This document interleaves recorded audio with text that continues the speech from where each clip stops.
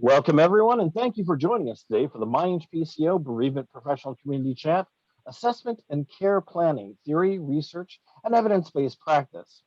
And now I'd like to turn it over to introduce our presenters for today, the Reverend Dr. Donald B. Stouder, Bereavement and Volunteer Manager at Reliance Hospice, Palm Desert, California, Joelle Osterhaus, Psychosocial Services Manager at Kaiser Permanente Northwest in Portland, Oregon, and the MyHPCO Bereavement Professional Community Steering Committee. Welcome, everyone.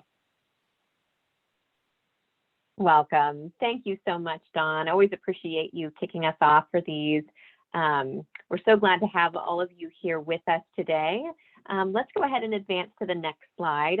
I'm Joelle Osterhaus, and I'm the chair of our bereavement committee, and happy to first just begin by reviewing a little bit about my NHPCO. Frequently, those of you who are joining our chat are new to our NSHIP sections. And so we'll talk a little bit about that to make sure everyone's familiar and knows where to access which pieces and resources that we have to offer. So here's our web link. If you haven't already been there, you can use your NHPCO email and password. My NHPCO is a collaboration of 15 discipline-specific professional communities and issue-based communities. So it's not just about all of those who are within the IDG, it goes beyond that. It is very interdisciplinary focused, however, and has a lot of online resources, forums, and networking that help you to grow professionally, find new solutions, contribute to the field and its growth, and elevate the national profile of your program. Next slide. Our favorite things about my NHPCO that you can join in on are one or more of the professional communities. You don't have to be limited by doing just one.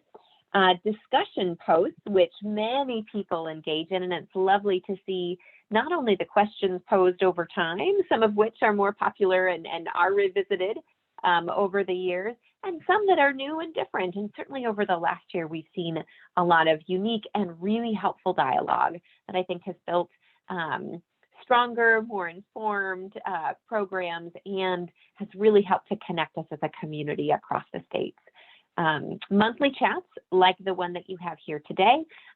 Some we keep ongoing on an annual or semi-annual basis because they're more popular topics and helpful to folks. And others are new and informed by what it is that you'd like to see and hear. Library entries. So we save the content of those discussion posts and different content that's shared, as well as our monthly chats, so folks can access them later after the fact, and blogging. Next slide, please. If you've got some questions, we would love to hear from you. If you want to know more about what does it mean to be a member of our community, you want to process that a little bit more. If you've got topics you want for us to discuss, a webinar that you're interested in us putting on that would go maybe beyond what we do in a typical chat, we'd love to explore that. If you want to become a member of our committee, those who look to respond more consistently in our chats or help put on presentations like this, we would love to hear from you and have your participation as well. And of course, contact us about staying connected in other ways through my NHPCO's Bereavement Professional Community. Next slide. And now I'd like to turn it over to Don. Thanks, Don. I appreciate that, Joelle, and either good morning or good afternoon to everybody out there, depending on your particular time zone. My name is Don Stouder. I'll introduce myself a little bit more in a moment, but I want to talk about what our objectives will be here together in the next hour or so. Participants will explore several current theories in grief and bereavement practice and evaluate them against their basis in research and evidence. Number two, participants will share the models they use in their own practice. And this is super important. I don't plan on doing all the talking this hour. So I want you all to warm up your fingers and get ready to use that chat box and that Q&A box. Number three, participants will be introduced to some basic tools for conducting their own evidence-based research. And I hope in the process, I will infect you with a little bit of my excitement and love for being a clinician researcher. Next slide, please. So I want to begin with a land acknowledgement. I am here in the Palm Springs area, and the city of Palm Springs, California, and its surrounding communities are all a part of the Coachella Valley, which stretches from the Banning Pass and the mountains of Big Bear to the north, all the way southwest, southeast, some 75 miles to the Salton Sea, and Imperial County, where, fun fact, most of your winter vegetables come from. It sits at the crossroads of two great southwestern deserts, the Mojave Desert and the Sonoran Desert. All of us at Reliance Hospice acknowledge the traditional custodians of the land on which we work and live, the Agua Caliente Band of Cahuilla Indians, and we recognize their continued connection to land, water, and community. With humility and gratitude, we pay respect to elders past, present, and future. Next slide, please. So a couple times during the presentation today, you're going to see a slide that says chat prompt, or I'm going to say chat prompt, or something to lead you to head into the comment section and answer a question or leave us a thought. And so let's start practicing that right now. Make sure your chat box, the little tab, is set to all panelists and attendees, and go ahead and tell us who you are and where you're from and what you're doing here today. And that way everyone else on the webinar today can see who you are. Next slide, please. So first, let me just say a little tiny bit about my background. I've been in healthcare for almost 45 years. I started out as an EMT paramedic, and after the AIDS epidemic, I decided that I wanted to be a hospital chaplain. And so I became a clinical ethicist and a trauma chaplain. I was a department director for a while. Most of those things were in the San Diego area. I spent about 10 years working with organ donor families and approaching organ donor families for donation. And that's when my interest in grief research started to sort of bloom. I wanted to know why such families seem to heal as well as they did from their grief experience. I took that into being an adjunct professor for a while, and then relocated to the desert area about 4 years ago, and that's when my hospice experience began. So you could say I'm kind of a newbie in hospice, and it's really been an exciting transition.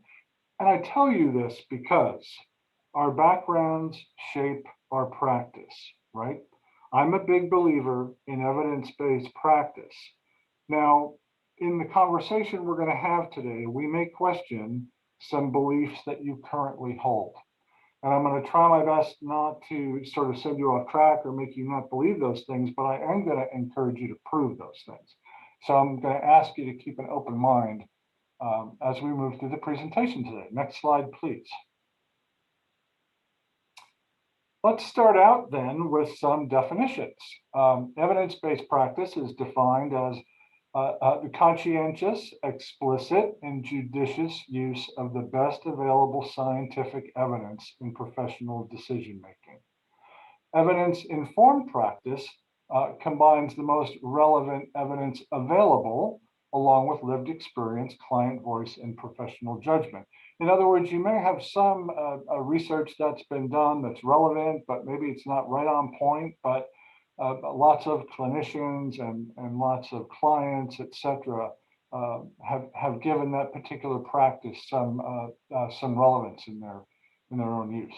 And then, of course, this quote from the ADEC Code of Ethics: death education and grief counseling are based upon a thorough knowledge of valid death-related data, methodology, and theory, rather than stereotypes or untested hypotheses.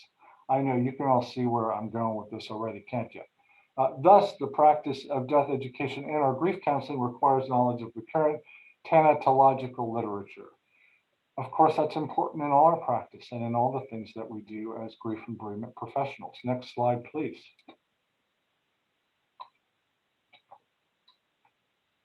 As we go through this, I also want you to think about the possibility that you prefer a particular theory or practice because it feels intuitively right.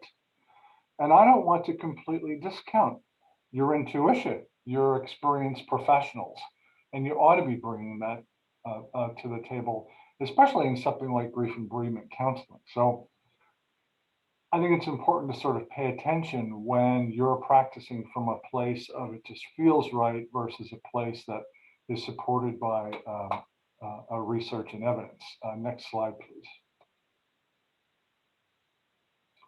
And so let's get right into talking about some stage-based and task-based models. And this is important. I have not listed, nor will I be talking about every single grief and bereavement theory out there or practice out there. I've picked some of the major ones. I think I've got most of them. And I also think that in a moment, you'll figure out pretty easily what my little colors mean, red and yellow and green. So in terms of playing the field of grief and bereavement theory, stage and task-based models have certainly led the way for a very, very long time. But current research tells us that not all those things should be used in our practice. The most obvious and glaring probably are the 5 stages of grief made popular by Elizabeth Kubler-Ross's work. Her work, of course, was mostly with people who were dying, not with people who were grieving. And we found in many ways that her stage-based model just wasn't applicable to a lot of people and to a lot of situations. As in all things in this conversation, that doesn't mean that every part of the work she did is inappropriate or unusable. That's absolutely not true. But problem, especially with her work, is because it's become just a huge part of our popular consciousness, right? People talk about it a lot. It's still taught, in college and training programs around the country. So we'll talk about that a little bit more in a second. But it gets a red. Attachment theory gets a yellow because it's used by one of the significantly more evidence-based programs now happening at complicatedgrief.org. I think they are they're based in Baltimore, if memory serves. The grief work hypotheses of Strebe has sort of been pushed off to the side as not useful. The 4 tasks of Wharton have some basis in evidence, but research hasn't thoroughly concluded that they're useful. It's mostly been the use of clinicians. Same goes for the 6 hours of mourning by Rando, although Rando's work is showing up in very well evidence-based practice with EMDR. The dual process model is very well studied. Narrative focused models are very well studied, and they continue to be. And I'm going to talk more about that in a moment. Alan Walfeld's 6 needs of mourning and companioning haven't been studied or researched at all. And Dr. Walfeld sort of actively resists that. I think a lot of us find intuitive attachment to his work, but he's never really been interested in presenting it for any sort of research or study. Next slide. And so all the things I just talked about, right, are stages and tasks and processes, and they all share a linear structure. They all find their way up the ancestral ladder to Freud and Lindemann. And that continues to be problematic over time as more and more science tells us about the chemistry of the brain, having a lot more to do with its psychology than some of our older theories do. All of these stages, tasks, and processes suggest an outcome of detachment or closure or moving on. Many of them, especially Kubler-Ross, have captured the popular imagination. And so I'll just throw a challenge out there to you. Walk down the street right now and walk up to anybody and ask them what they know about grief and bereavement. I'll bet you $10 you're going to hear some or more of the stages of grief by Kubler-Ross.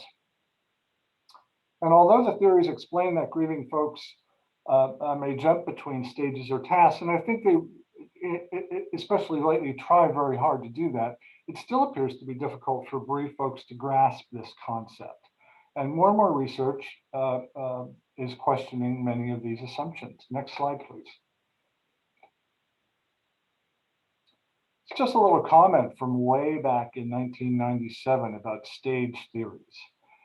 Stage theories have a certain seductive appeal. They bring a sense of conceptual order to a complex process and offer the emotional promised land of recovery and closure.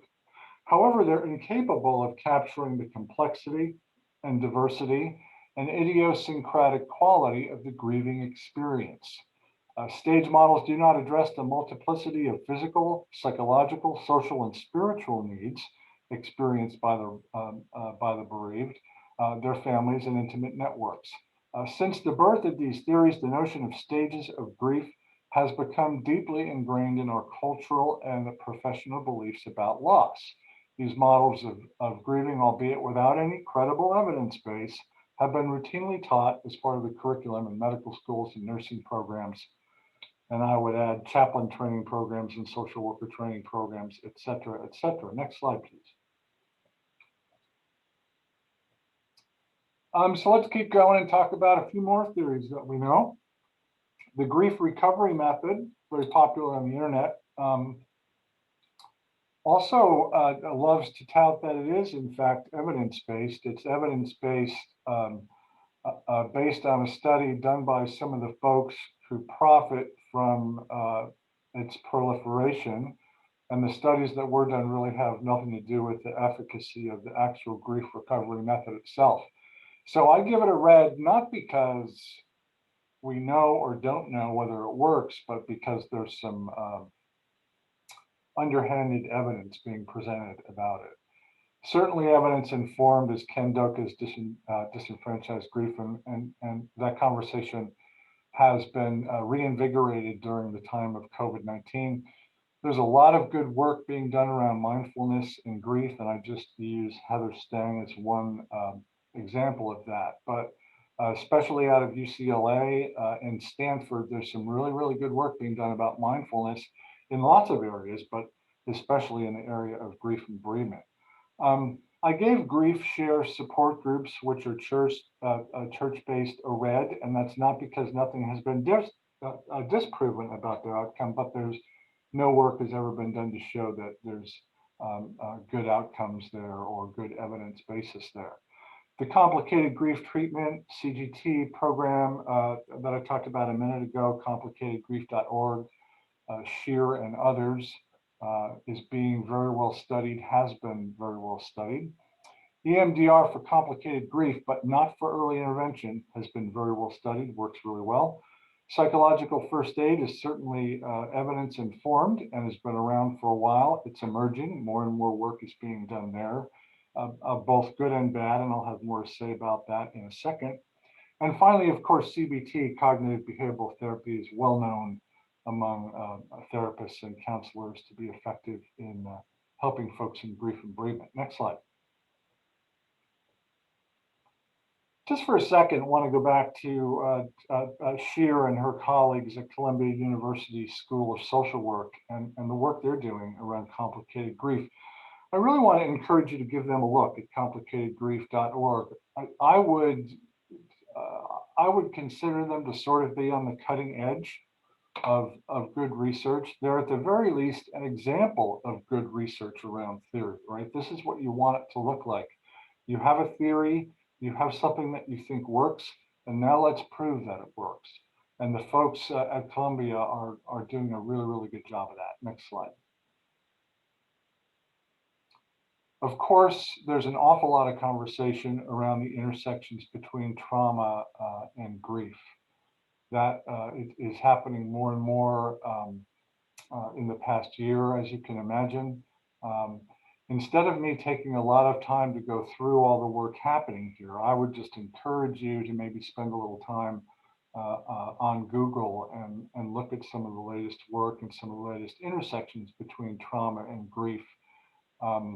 One of many interesting things coming out of this work is the effectiveness of EMDR once again in helping people move through traumatic grief, but that's just one of many of the areas that are currently being researched about it. Next slide, please.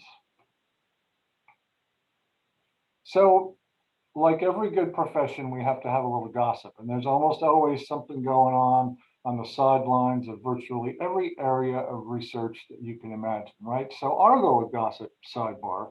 has to do with critical incident stress debriefing and the popularization of rapid psychological first aid at Johns Hopkins University by Dr. George Everly. So the gossip goes back, I don't know, a decade or more, when, as many of you might recall, there were some studies done that showed that critical incident stress debriefings, especially when they were done incorrectly, but sometimes even when they were done correctly, had a tendency to harm people, or potentially harm people, psychologically harm people.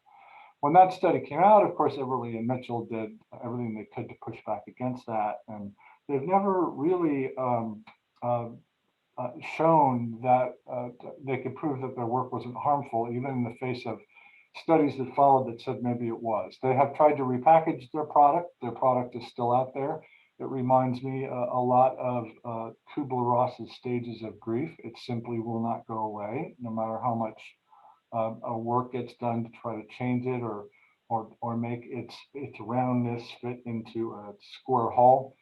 And the same is with rapid psychological first aid, where which is what George Everly has moved on to. He's sort of trying to sell some books and other things around his version of psychological first aid. Some researchers have pushed back and disagreed with some of his perspectives. And he, of course, does his own studies to try to prove that his own theories work. And that kind of goes against the whole idea of peer review. Next slide, please. Oh my God. So are you tired of me talking yet? I just went on and on and on and on, but now it's your chance to go on and on. So I want you to go over to that chat box. I'm going to shut up for a second, or maybe I'll hum the tune from Jeopardy or something.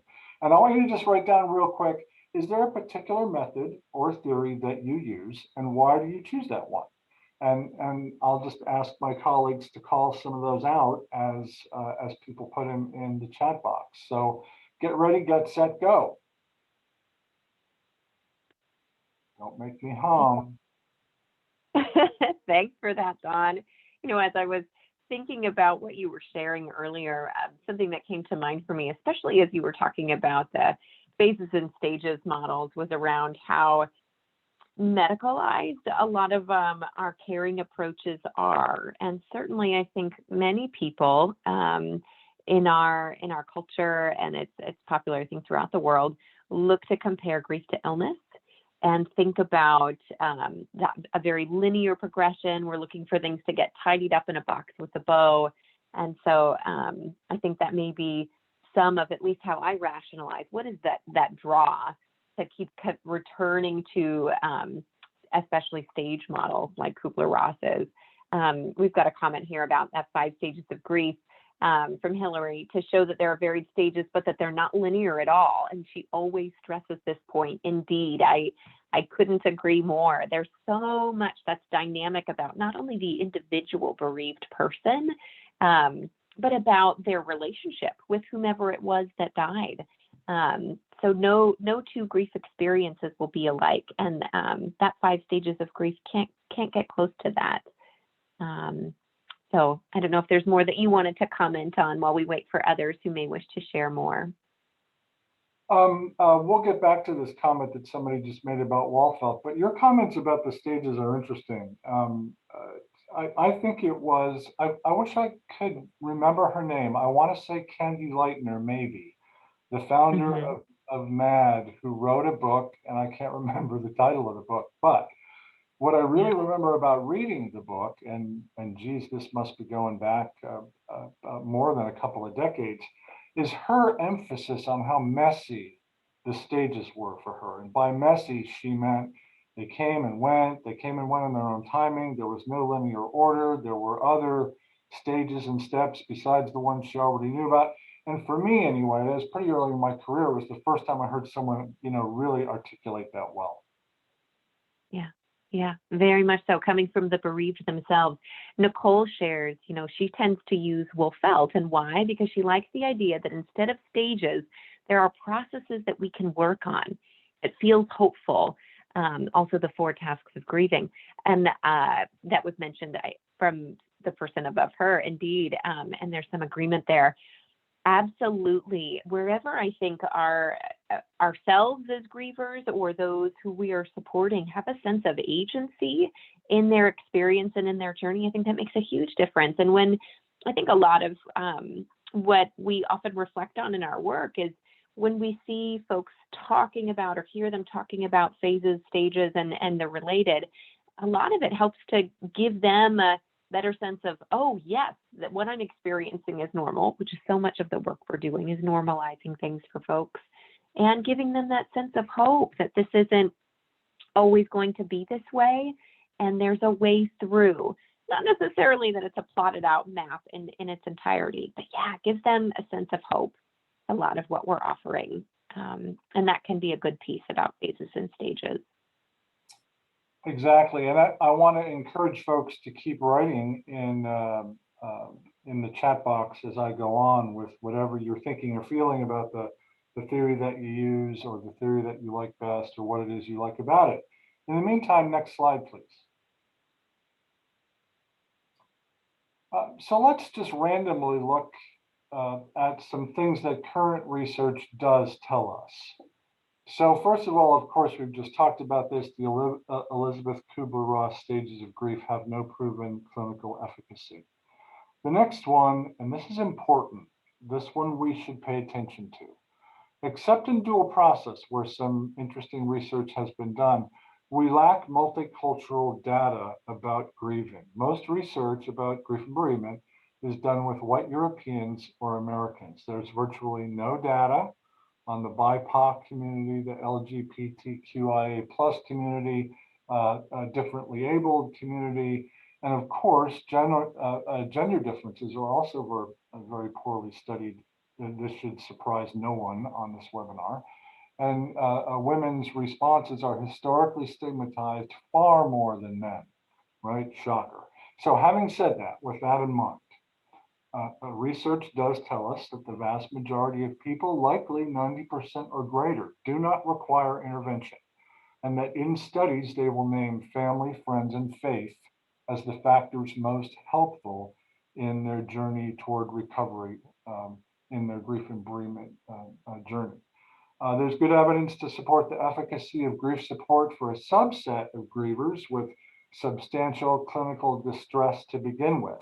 And I bet you can all just in your mind right now think about a case, maybe somebody in your caseload right now who came to you grieving but already had something else going on in the background, and how much your grief support, even in the presence of maybe their own therapist, how much your grief support really helps them. Interestingly, in the evidence, the evidence for the efficacy of support groups in grief and bereavement is particularly weak.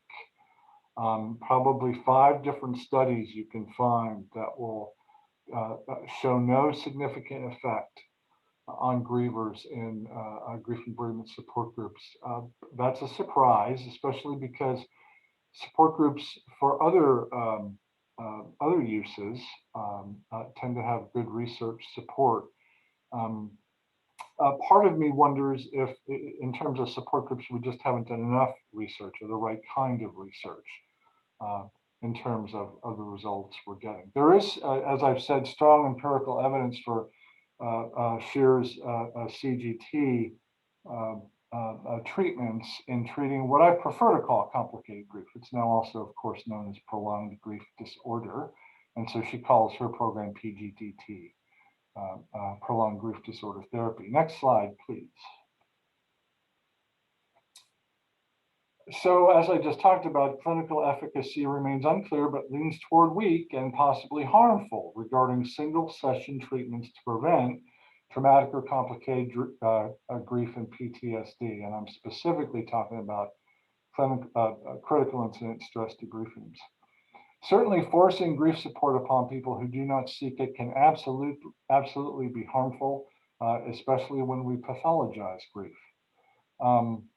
One interesting finding is that when grief counseling is focused appropriately on those who need it and seek it, evidence supports really good outcomes.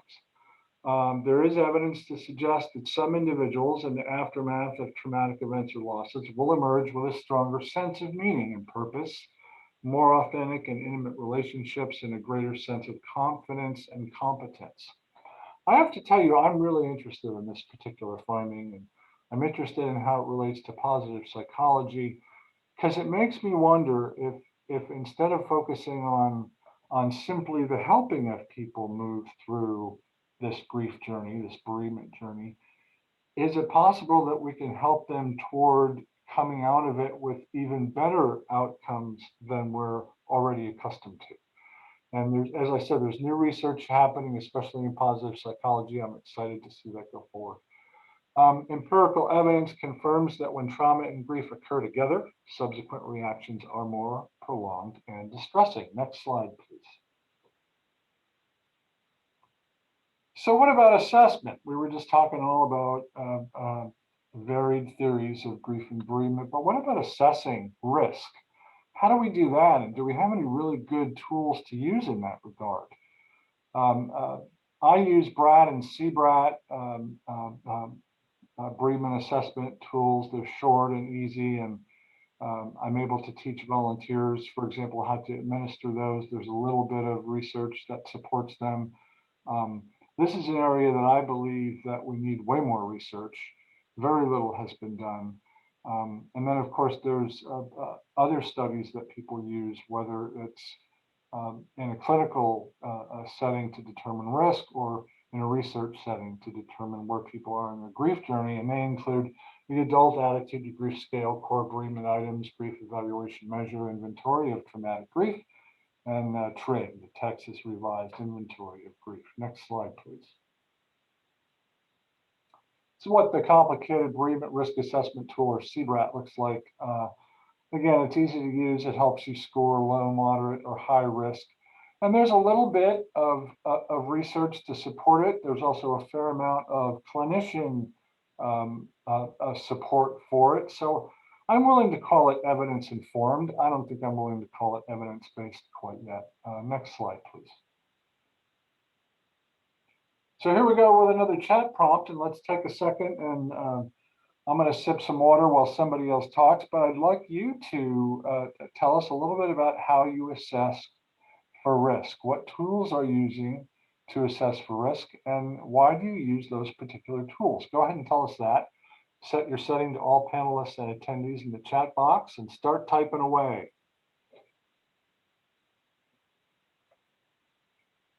Thanks for that, Don. No, it even harkening back to when you were asking about what kinds of theories and models folks were utilizing, there was a comment about narrative therapy and life review as well. And I thought that that was a good one to call out should others not have seen that in the chat yet. Indeed, especially life review seems relevant, as folks, a lot of grief can be about and can challenge one's sense of identity.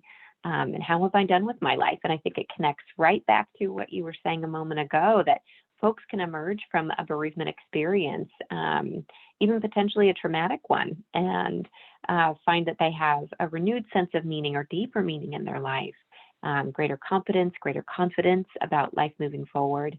Our first comment, though, about assessment, what and why, Mary Joy also says they've been using the CBRAT.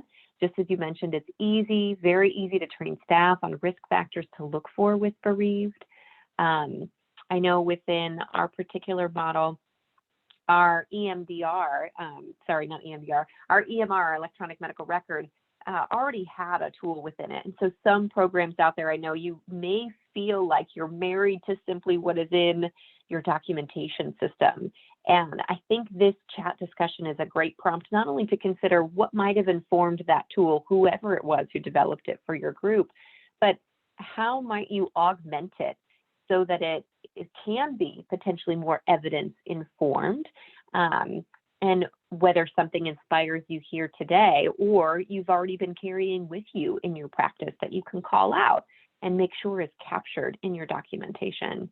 I know for us, to that little line that you had at the bottom of that CBRAT screenshot, and it said, protective factors and some resiliency may also outweigh some of the risk factors here. And I know our program tries to capture those in our assessment, and we also try to capture a sense of interest and need. So not just necessarily those who are I've identified risk factors, but those who really want support, and we try to capture that in the assessment too. Another person says, we've adapted the risk assessment that came with the EMR. There you go. As the one we got with it wasn't helpful. We've added positive protective factors as well. Great job. Exactly what I was speaking to, Lori. And then some. Anybody else want to add to that? Feel free. I'm just seeing right above that, looks like Tamara talked about our hospice had a state survey earlier this year, and surveyors were very interested in how we assess risk. We do not use a tool, but base MSW assessments based on risk factors outlined in our policy. And I know we sort of do that too. The social workers are prompted in our EMDR to do an early assessment of bereavement, whether or not they don't want to get me involved prior to death. I haven't looked at that closely enough to know if it's associated with a particular theory or tool. Mm-hmm. We've got a comment from Nicole. We also have a bereavement questionnaire that the social workers use prior to death for caregivers, and we pulled from a variety of sources. So there's another example of, hey, you took the time, and other programs, you have that opportunity if you'd like. Take the time to look at what is the tool that you have now, and does it meet your needs? Do you feel like it's informed and evidence informed? And might there be something that you would like to revise it to? And how might you do that? Is it something you need to put into policy? Is it something that needs to be changed within your EMR? And yes, Nicole, I'll underscore the importance of prior to death as part of that first 5 days comprehensive assessment. That's when the bereavement assessment begins, and it continues throughout a patient's time on service. And then it also is followed up after death. So I'm glad you mentioned that. So I would encourage, again, people to keep sharing your thoughts with us in the chat box. I see, Nicole, that you at the bottom of that wrote, we pulled from a variety of sources. And if you just happen to know what any of those are, feel free to throw them up there on the chat screen. Next slide, please. So a minute ago, I said that we think probably 90% of folks who are grieving, who are or will experience a grief and bereavement event, will be able to get through it without outside help, professional help. And so that's got to beg the question, why? Why is it that so many folks, really almost no matter what adversity is thrown in the road in front of them, are able to move through it? Next slide, please. This, of course, is a topic that a lot of people are talking about right now. With COVID-19, I've seen article after article after article that are talking about how horrible this grief pandemic will be, how it will go on forever, how so many Americans are being are having to go through a grief event with COVID-19. And I don't disagree with that, but I also I remember hearing that during the AIDS epidemic, and I remember hearing that after 9/11. And one of the things that research after both those events and others in our country's history have shown us is that grief does not necessarily bring our country to its knees in the way that we think it will. Next slide, please. And so the question you got to ask yourself, and the question that research should be asking, is why is that? And I think, of course, that may come down to resilience. And if you think of resilience as a large field open to study in lots of different ways, and you do a little searching on it, you'll see that there has been a fair amount of work done around this idea of human resilience. And it does seem to show us that we may just be a whole lot stronger than we think we are. And we don't know if that's cultural. We don't know if it's chemical. We don't know if it's genetic. We don't know if it's nature or nurture. We haven't done enough study on it to know those things, but we certainly know that it exists. And I know that every one of you for sure have seen it in your own professional practice. Next slide, please. So I put David Kessler's most recent book up here because I want to emphasize something he talks about. I'm a little troubled about his use of the stages of grief um, to have at least the construct of his cover. And I don't want to discount that he goes to great lengths to talk about how those aren't linear stages. He, of course, worked with Kubler-Ross and has used that association to his benefit in this book. And he's also starting some work in grief training certification, stuff like that. But here's what I want to talk about that I'm absolutely certain he gets right, and it ties right into this whole notion of resiliency, or this whole notion of, can people build back better after a significant experience of grief or bereavement? And that is this concept of finding meaning. And so I think he is very much onto something, and there's a lot of research now that points in the direction of meaning making being a very, very important part of the experience of grief and bereavement. Even Shear and her group at Columbia University School of Social Work talk about this a great deal in both their recommendations for treatment and in their research. This idea of helping people find meaning behind this loss, around what the loss meant to them, around what the person meant to them, around how they can integrate that person's life into their own going forward. So I really want to support David Kessler and his work in finding meaning, and I hope that continues that conversation in the right direction. Next slide. So we've talked a lot about evidence-based studies or evidence-informed practice. The question is, how do you find out what is or is not evidence-based, and what if nothing's been done on the subject that you're interested in? And this is the part of the presentation where I want to encourage you, all of you, to think about becoming clinician researchers yourselves. I literally stumbled into the experience. I wanted to know a little bit more about why organ donor families seem to be able to move through their grief with such grace. I would meet them, months later, especially when perhaps we're introducing them to the recipient of their loved one's organs, and they were just grace-filled and seemed to be healing, for lack of a better word, in a really, really positive way. And I wanted to know more about that. And so I thought about a study, even though I didn't know anything about how to do studies. I started to read up about it. I can send you a copy of this study if you like, for no other reason than it's like a really good template for how a very simple, very short research study can be written by clinicians just like you. And in this case, I stumbled on a whole bunch of questionnaires, a whole bunch of information that had been sent out to donor families over the course of about 2 years. And I took that data and I came up with some really interesting results that kind of concurred with several other studies that a lot of people use family, friends, and faith to help them move through a journey of grief and bereavement. Next slide, please. So for your own research, whether you want to find an idea to research, whether you want to go, you know what, this guy, Don, he said some stuff today that I don't agree with, and I'm going to prove him wrong. So here's some ways that you do that. First of all, Google Scholar is your friend. You can just do searches on questions or subjects. You can use it for both research and ideas. Unlike a lot of academic-based databases or search databases, it's free. It's possible in your organization that you have either a quality or a numbers nerd. I know we do.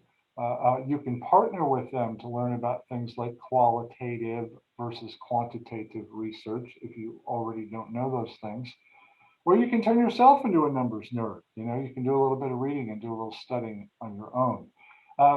Pick your question or hypothesis carefully. Is it something you really want to know the answer to? It's going to take a little bit of work to get where you want to go. So make sure it's something that excites you and interests you.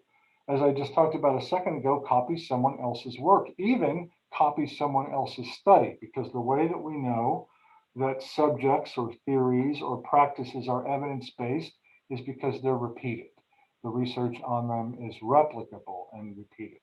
You absolutely don't need advanced degrees. Just ask Isabel Myers and Catherine Briggs, developers of the Myers-Briggs personality survey. They had no background in those subjects, but they spent a long, long, long time immersing themselves in the psychology of Carl Jung, which is where this personality theory is based. And they were able to become experts, to turn themselves into experts. They'd probably roll over in their grave today if they knew their personality survey was used to help people find jobs or find a mate, because that's not why they made it. But still, they're a perfect example of folks who just taught themselves how to move forward. You can get together with a group of your colleagues and be co-authors. You can call out to all of us here in this group right now and say, hey, I want to do a study on XYZ thing, or put this up on our chat page on the NHPCO, my NHPCO, put up a subject you want to study together there, and get a group of us together to be co-authors and help you do it. Don't be afraid of things like an institutional review board or informed consent. There's plenty of people around that can talk you through those things. And also don't be afraid of the editors of professional journals. They are your friends. They want to talk to you about ideas, about things you want to do research on, and they can help you move through that process if it's something that you're going through for the very first time. Next slide. Don, as you're flipping to your next slide, one of the things that's coming up for me, I was just thinking about other opportunities, certainly as people are inspired and think about the different questions that they'd like to try to answer, whether to replicate something, to test a prior theory, or to do something new that hasn't been done before. Another opportunity would be to reach out to a researcher who's already a researcher, an academic, someone who seems to either A, already have interest in that area, or B, might be a good partner to learn with.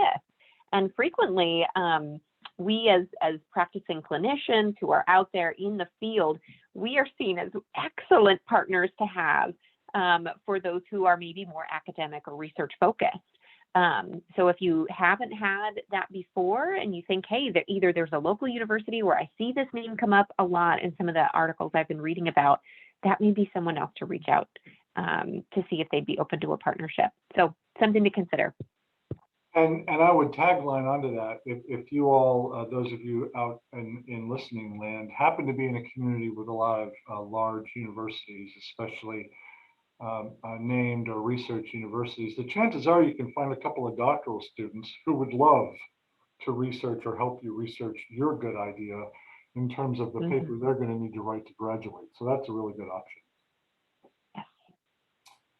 So let's talk about what needs to be studied. And again, this is just a very short list. You probably are thinking of your own ideas right now, even as I'm speaking. So look inward. What would be helpful to your own organization or community, or to your own personal knowledge base? That's a really good place to start in terms of trying to think of ideas that you want to study. One area that I talked about before that is just screaming for more work is theories and techniques that show promise in minority communities.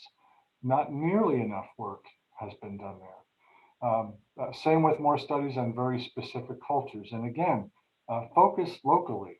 What's going on in your local area? What do the diversity of the people who live in your local area need? There's still a need for literature review studies. These are basically papers that you write where you have reviewed all of the currently available literature on a particular topic. I know in my research, especially around grief and bereavement, this is really important because I don't want to go on work that's been done 25 years ago. And a literature review helps me see immediately in one article with a quick look what the most recent work is available to me on any given subject. You can write about case studies. You can write about coping strategies of specific hospice disciplines. I haven't seen a lot out there about that. A little bit more about how has moral distress affected your hospice staff. And here's a really interesting one that I don't think I've seen anything written on, and that is the effectiveness of bereavement interventions 1 to 5 years out. How are people doing long after they have left us? Next slide, please.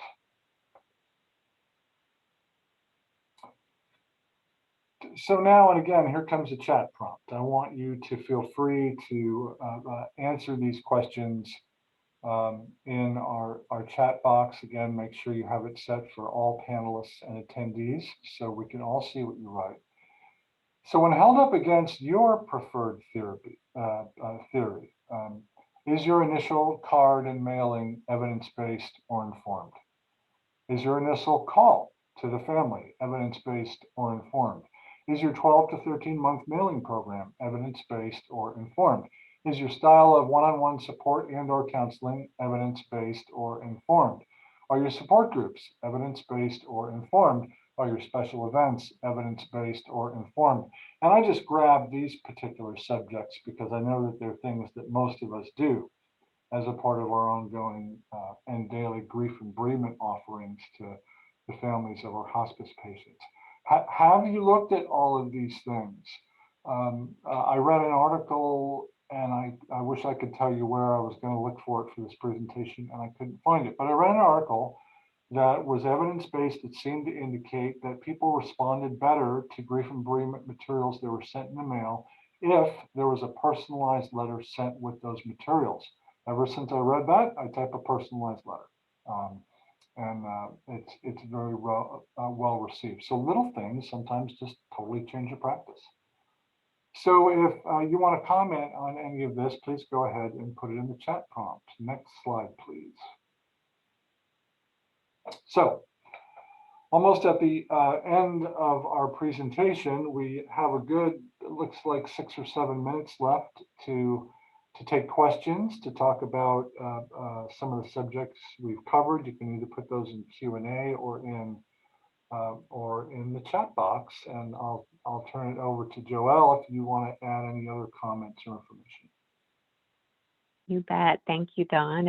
I love those prompts, and I almost wonder, Don Cook, if we could actually go back a slide to let folks just kind of hover over those and let them stew, because I think ethically there's a lovely opportunity for all of us to be thinking about, maybe when we were new to the field, there was a lot of research going on around, okay, what are the different kind of curriculum-based groups that are out there, and what might inform how I develop the ones here in my own agency? Or maybe we happened to go to a conference and we were inspired by a particular presentation. We took something away with us and have let that kind of settle in for a long while. It's certainly a great call ethically to try and keep a balance here of still leaning into what is evidence-based and where am I getting that evidence, and how do I know that is supporting our approach, as well as what's informing also my practice. I think a lot of bereavement counselors that I've worked with and colleagues that I speak with across the states will often speak about more of that informed piece too, and how valuable it is. And so I love that you've placed that in here. Mary Joy, who had commented earlier, adds that they're rewriting their newsletters. And Mary Joy, we are doing the same too in my organization, really looking at, especially over the last year, are there different ways that we want to present the information, and what may have the greatest draw, trying to bring in some of our informed practices in terms of marketing and readability and so forth. What reading level do we need to have things at, but also what's the information that's most helpful for folks to hear, what helps them to engage in our services if they're interested in them. And she notes also that most of their work is also informed. And I would echo the same. We learn a lot over time from our bereaved. I think our surveys are super helpful in that as well, hearing the voice of the people we're serving. But yeah, leaning in, I think there's a great ethical call here to consider what is evidence-based and how is our work also informed, and what is it being informed by. So love this call out. Are there other comments? Folks are welcome, and certainly are others on our committee who are on our call today are welcome to weigh in if they've had some thoughts come up too. I would just quickly throw in that I see one comment above that. My screen is preventing me from seeing who wrote it, but it says, I believe that one of the most important things we do for all of our bereavement clients is validate their feelings. There's something about grief that makes people think they should feel differently than they do. And of course that's true. Of course I agree with that. But my challenge to the first part of the first sentence, I believe that, right? My challenge is prove it. I happen to know there is proof. there is an evidence base for that first paragraph, for that first sentence. But have it in your head when you talk about why you practice in a certain way. And if you feel just intuitively drawn to something, there's probably some truth to it that you can find or that you can do your own research on.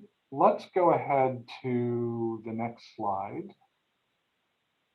So here's my email for folks who want to reach out if you'd like a copy of that study to use as a template for some work that you want to do yourself. I'm also totally open to working with colleagues on a research subject. If you've got something that interests you and you want to pursue it in a research followed by publication way, I'm really happy to be a part of that conversation. And just if you have any other questions randomly, dstouder@reliancehospice.net. Next slide, please.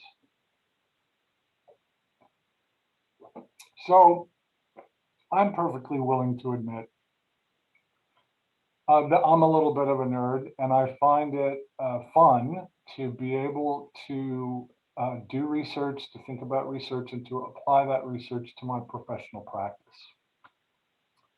I hope that this presentation today has given you some of that excitement, or has maybe given you some ideas of things you want to look at, or maybe has validated for you in your mind why you do what you do. All those would be really great outcomes. It's been my great pleasure to be here today. And I want to end with something that I do for all of our IDGs. After I talk about the folks who have died in the past week, and we have a moment of silence and ring a bell in their honor, I usually read a meditation or a poem. And this morning at our IDG, before I came on this webinar, this was the poem that I shared, and I'd like to share it with you.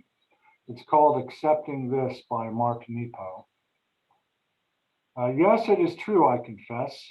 I have thought great thoughts and sung great songs, all of it rehearsal for the majesty of being held. The dream is awakened and life begins, and joy moves like blood when embracing others with love. My efforts now turn from trying to outrun suffering to accepting love wherever I can find it. Stripped of causes and plans and things to strive for, I've discovered everything I could need or ask for is right here in flawed abundance.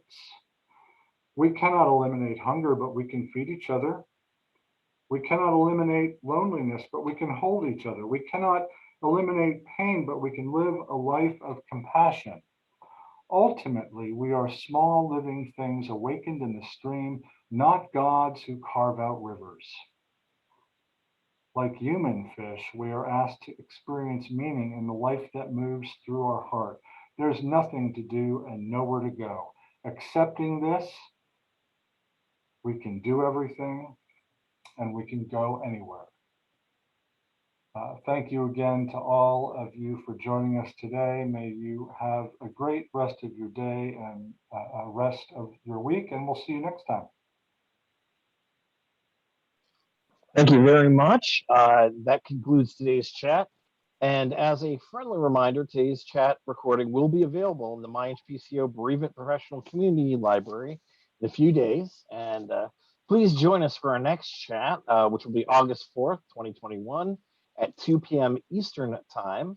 Also, at the end of this chat, which will pop up on the screen, please take our post-chat survey that will pop up when I close this Zoom out. And lastly, I've shared in here, if you want to join the MyHPCO Bereavement Professional Community Steering Committee, there's a link there. If you go to the Bereavement Professional Community site, you'll see a green box that says learn more on how to become a part of that steering committee. Thank you very much. Please take care and have a great day.